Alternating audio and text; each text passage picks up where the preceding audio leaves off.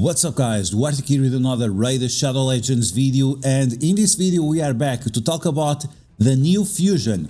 We already have the fusion warm-up event in the game, and that means the fusion is coming very soon. So in this video we are going to talk about the new fusion, break down all the information that you need to know in order for you to make the decision if you should go for this fusion or not, and which are the best ways to approach these type of fusions, because this is going to be a fragment event, and because of that, that means you can buy the shards for this fusion after the fact. So we're going to break down all the information that you need to know in order for you to be well informed and make the decision if this is something that you should go for or not. So as always, if you like the information on these videos, make sure you share it with your friends on Facebook and Discord. If you're new to my channel, make sure you subscribe for more Raid Shadow Legends content, and make sure you smash that like button like a boss. Okay, so first off, once again, this fusion is going to be a fragment fusion cross wall breaker, and is going to be a spirit bomb champion of the Ogryn tribes.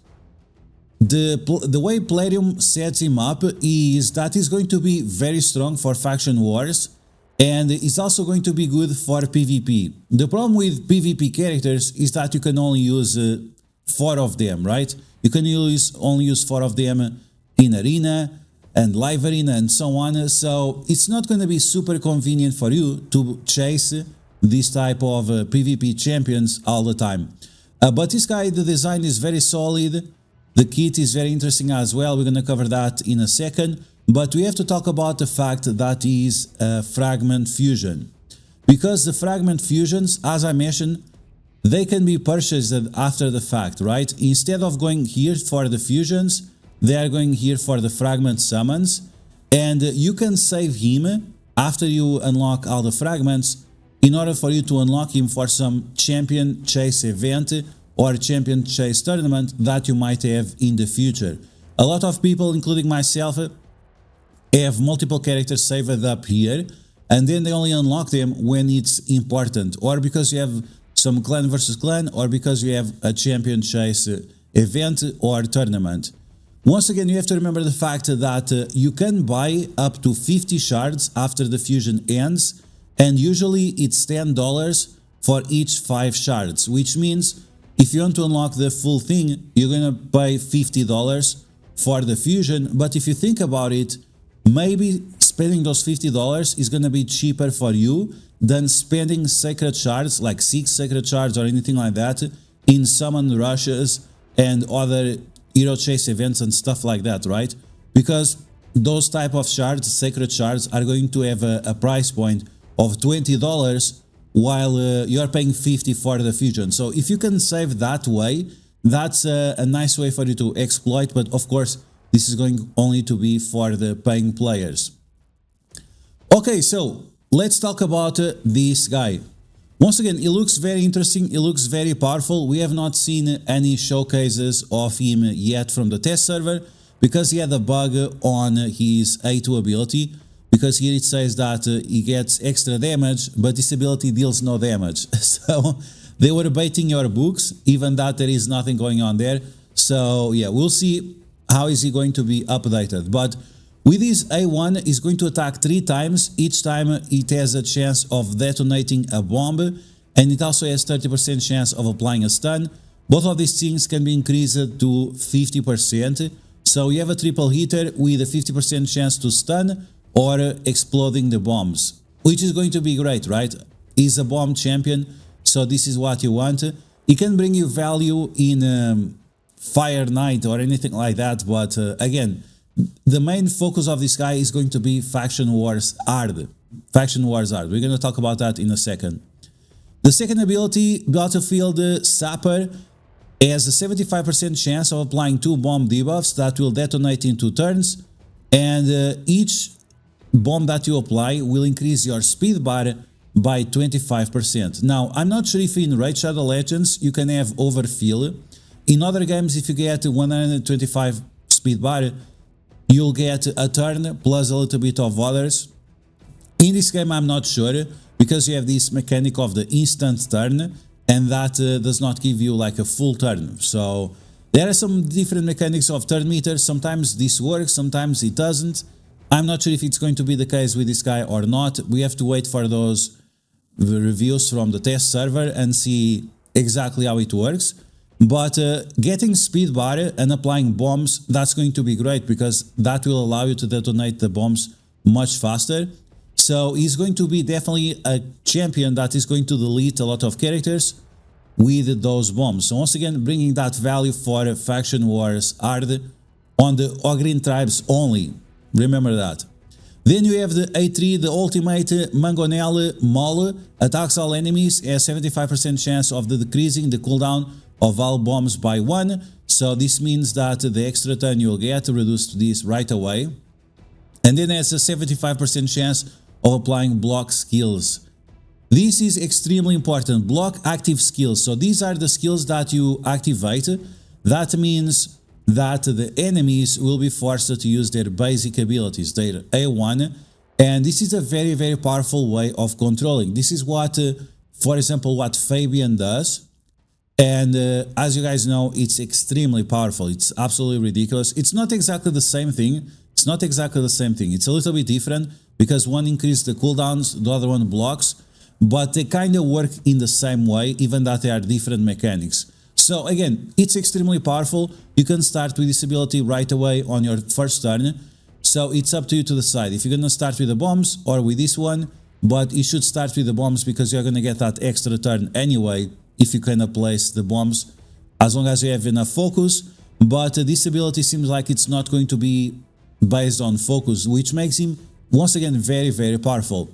Finally, we have his passive, fills all turn meter of all allies for each bomb that detonates. So this is going to be after the second turn of every character because you need a full rotation for the bombs to detonate. And it has a 20% chance of activating an instant turn effect whenever an ally or an enemy is killed. So whenever you lose someone on your team or whenever you destroy someone on the enemy team, 20% chance of getting an extra turn, which means you're going to be able to detonate these bombs once again with the A1, or you can reapply your bombs with the A2. Very powerful champion, makes your team very, very fast, is very, very fast himself. So yeah, overall, like, it's a solid champion. Don't get me wrong, it's a very solid champion, but I think it really depends on where you are in the game right now. Do you have tons and tons of resources to spend after the Leonardo event?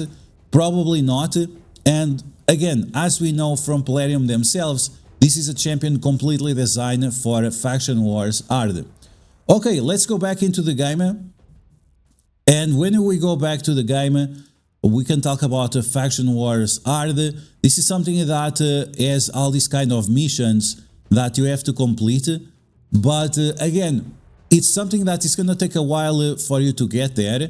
And it's not like all missions that require you to use champions with bombs. It's like 2 or 3 missions or so.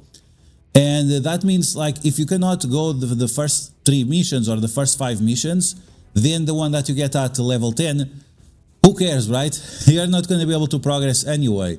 So it's something that it really depends on where you are in the game, and it's going to take a while for you to get value out of this guy, because once again, the PvP scene is very, very limited to 4 characters, and we have so many of them. We got Sanguine Maria recently that, in my opinion, it's much, much better.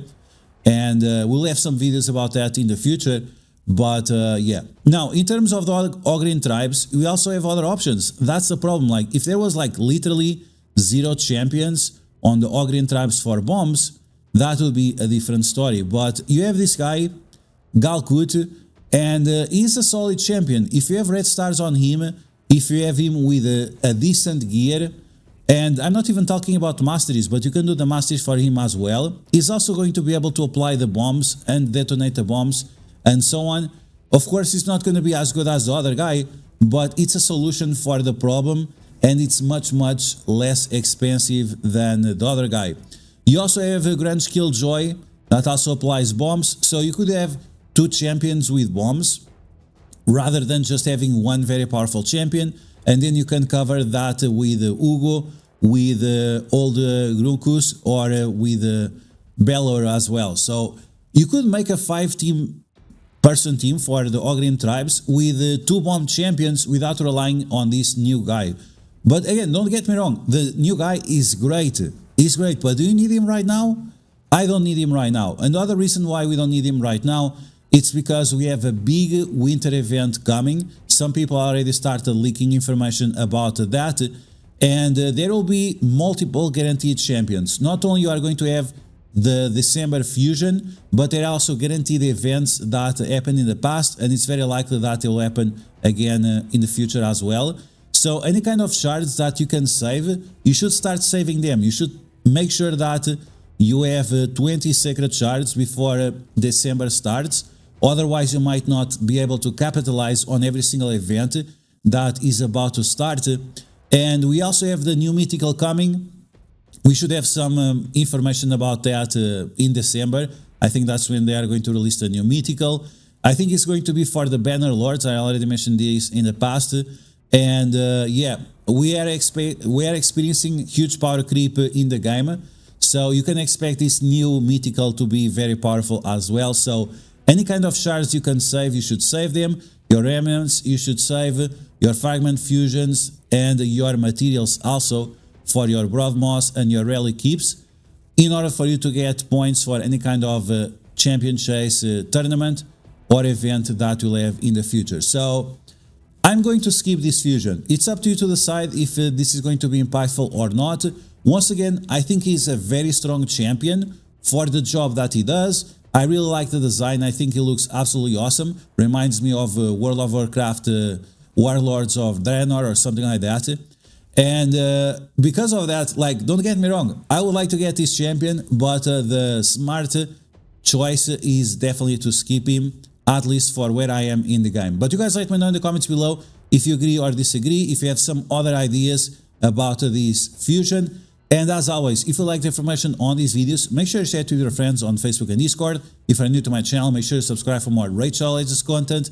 And I'll catch you guys later.